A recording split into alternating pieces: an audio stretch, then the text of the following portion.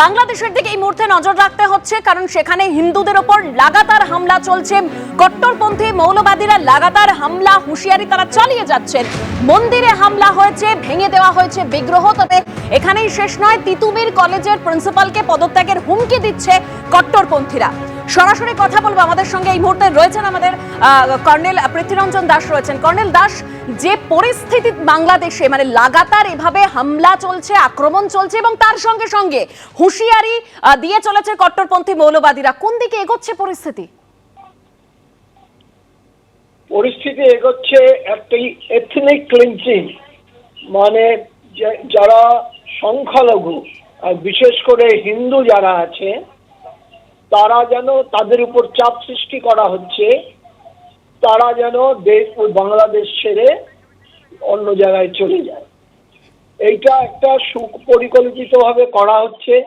ওরা কিন্তু একটা লিমিট পর্যন্ত রেখেছে। এখনো পর্যন্ত লার্জ স্কেল জেনোসাইড হয়নি, তাহলে ব্যাপারটা অন্যরকম হবে। কিন্তু যেই চাপ সৃষ্টি করেছে, সেই চাপের মধ্যে ওখানকার যারা সংখ্যালঘু আছে তারা সেইভাবে ওখানেই থেকে তার প্রতিবাদ করলে সবচেয়ে ভালো।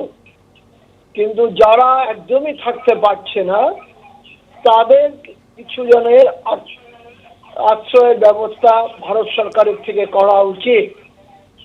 এখন ধরতে হবে কারা আছে ওখানে, যাদের জমি জায়গা, ব্যবসা পত্র, চাকরি, জীবিকা সেগুলি নিয়ে আমরা ওখানে আছে, যার জন্য এত কিছু চাপের মধ্যেও ওরা ওখানে থেকে যেতে চাইছে।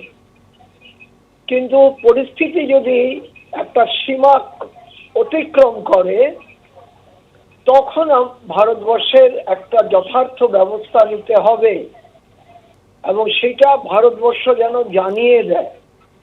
মেমারিতে গাঁজা কারবারের বাড়ির বাংকার থেকে উদ্ধার হলো লক্ষ লক্ষ টাকা। ছাগল রাখার যে জায়গা, সেখানেই তৈরি হয়েছিল বাংকার এবং সেখান থেকে সব মিলে 42 লক্ষ টাকা উদ্ধার।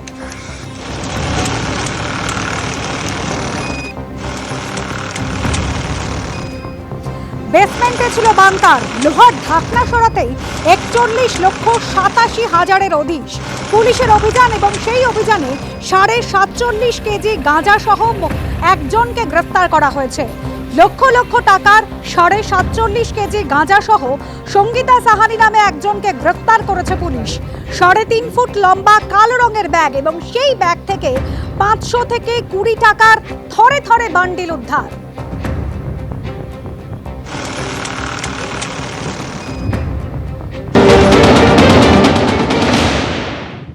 আজকে দুপুরবেলা নাগাদ আমাদের মেমরি পুলিশের একটা টিম এবং SOG team, district SOG team, ওদের ম্যানুয়াল এবং টেকনিক্যাল কিছু ইনপুটস এবং সোর্সের মাধ্যমে 1 নম্বর ওয়ার্ড মেমরি মিউনিসিপ্যালিটির ক্রিস্টি পাড়া, সেখানে একটা বাড়িতে আমরা রেড করি এবং সেই বাড়িতে হিউজ পরিমাণ প্রায় 47 কিলো মতো ক্যানাবিস গাঁজা আমাদের ওখান থেকে পাওয়া যায় এবং হিউজ পরিমাণ ক্যাশ পাওয়া যায়, প্রায় 41 লাখ টাকা। সঙ্গীতা সাহানি, যার এক্সক্লুসিভ পজিশন থেকে এই পুরো গাঁজাটা আমরা পাই এবং সেখানে বেশ কিছু ওরা ছোট কিছু পুড়িয়া ছিল, কিছু বড় পুড়িয়া ছিল এবং কিছু 1 কিলোর প্যাকেট করা ছিল। ওর কাছ থেকে জিজ্ঞাসাবাদে ও কনফেস করে এবং ওর কাছ থেকে জানা যায় যে বড় পুড়িয়া যেগুলো ছিল ওগুলো প্রায় 100 টাকা করে ও বিক্রি করতো এবং যেগুলো ছোট পুড়িয়া ছিল সেগুলো 50 টাকা করে বিক্রি করতো। এবং আমরা প্রাথমিক তদন্তে যেটা পাওয়া যাচ্ছে যে এই হিউজ পরিমাণ যেটা ক্যাশ রয়েছে, ওর কাছে আরও ক্যানাবিস ছিল এবং তার সেল প্রসিড হিসেবে এই টাকাটা আমরা ওখান থেকে সিজার করেছি। নিয়োগ দুর্নীতি মামলায় তদন্তের গতি প্রকৃতি নিয়ে নিম্ন আদালতের কটাক্ষের মুখে পড়তে হলো এনফোর্সমেন্ট ডিরেক্টরেটকে। হস্টেলের ছাত্রের মতন পরীক্ষার আগে 10 মিনিট আগে উঠে পেন নিয়ে ছুটলে হবে না, কটাক্ষ বিচারকের। ইডির মামলায় সুপ্রিম কোর্ট থেকে জামিন পেয়েছেন পার্থ চট্টোপাধ্যায়। যদিও নিম্ন আদালতে বিচার প্রক্রিয়ার জন্য সময় নির্দিষ্ট করে দিয়েছে সুপ্রিম কোর্ট, আর এবার নিয়োগ দুর্নীতি মামলায় তদন্তের গতি প্রকৃতি নিয়ে নিম্ন আদালতের ক্ষোভের মুখে পড়তে হলো কেন্দ্রীয় এজেন্সি ইডিকে। বুধবারও নিয়োগ দুর্নীতি মামলার চার্জ গঠনের দিন নির্ধারণ করা গেল না। এদিন ইডির বিশেষ আদালতের বিচারক বলেন, ইডি নিজেদের দায়িত্ব পালন করছে না। এখনো পর্যন্ত প্রত্যেক অভিযুক্তকে মামলার কপি দিতে পারেনি ইডি। কেন্দ্রীয় এজেন্সি ইডিকে কার্যত কটাক্ষের সুরে বিচারক বলেন, হস্টেলের ছাত্রের মতো পরীক্ষার 10 মিনিট আগে ঘুম থেকে উঠে জামা পেন নিয়ে পরীক্ষা কেন্দ্রে দৌড়লে হবে না। বিচারক আরও বলেন, অনেকেই এই মামলায় জামিন পেয়ে গেছেন। সকলের উপস্থিতি ছাড়া বিচার প্রক্রিয়া শুরু করা সম্ভব নয়, তবে শীতের ছুটি পড়ার আগে ট্রায়াল শুরু করে দেওয়া হবে।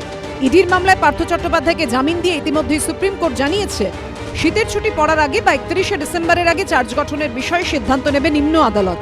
জানুয়ারি মাসের দ্বিতীয় এবং তৃতীয় সপ্তাহের মধ্যে সাক্ষ্য গ্রহণ শেষ করতে হবে।